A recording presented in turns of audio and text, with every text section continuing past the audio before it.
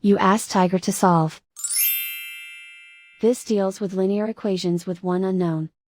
The final result is c equals 7. Let's solve it step by step. Simplify the expression. Group like terms. Simplify the arithmetic.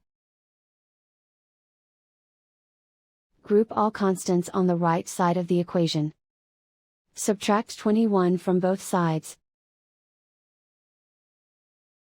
Simplify the arithmetic.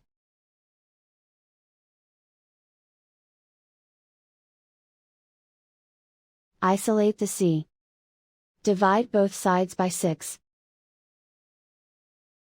Simplify the fraction. Find the greatest common factor of the numerator and denominator. Factor out and cancel the greatest common factor.